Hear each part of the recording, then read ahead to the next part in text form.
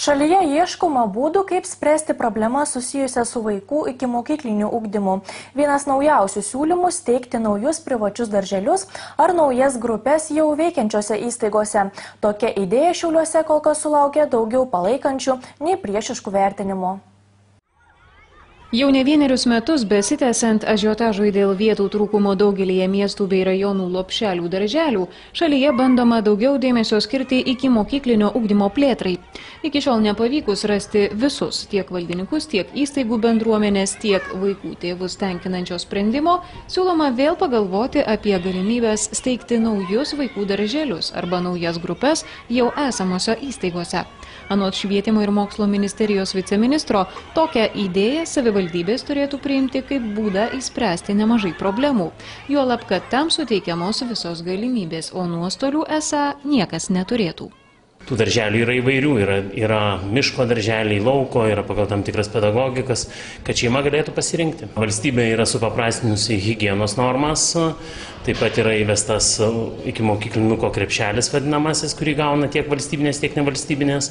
Tai manom, kad tokios diskusijos apie, pavyzdžiui, žinybinius darželius, kad būtų tėvams patogų prie įmonės, apie tam tikros pedagogikos krypties yra prasmingi, nes čia yra suteikiamos konsultacijos tiek teisinės, tiek apie finansinius dalykus, tiek apie ugdymo dalykus.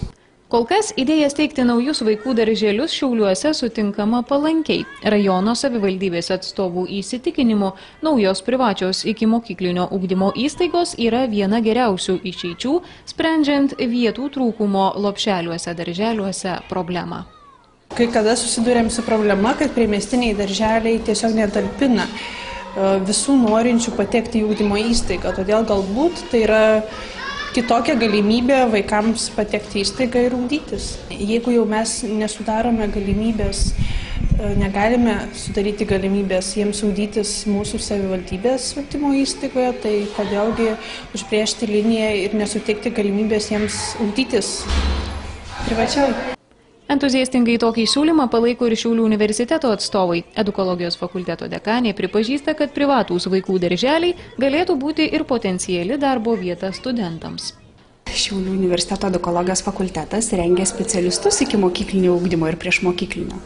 Tai iš tiesų yra svarbu perduoti tą naują žinią naujiems specialistams ir be jokios abejonės universitetas turi savo darželį. Tai irgi mąstom apie tai galbūt tą statusą pakeisti, sukurti tokį, kuriame čia ir dabar ir studentai praktiką atliktų ir galėtumėm teikti unikalias miestiečiam paslaugas. Siekiant išsiaiškinti visuomenės požiūrį į galimybę miestuose bei rajonuose steigti privačius vaikų darželius, visoje šalyje rengiamos konferencijos pasitarimai. Konsultantų komanda, ekonomistai, finansininkai, teisininkai, ikimokyklinio ugdymo specialistai savivaldybėse susitinka su suinteresuotomis grupėmis žmonių. Susitikimų metu pristatomos konkrečios savivaldybės ikimokyklinio ugdymo situacijos analizės, tariamasi, kaip įsteigti naują vaikų darželį ar naują grupę jau veikiančioje įstaigoje, diskutuojama, kokių paslaugų regione reikia ugdant vaikus, turinčius specialiųjų ugdymosi poreikių ar gyvenančius socialinės rizikos šeimose. Viktorija Grušaitė, Algirdas Dilinskis, Šiaulių televizijos žinios.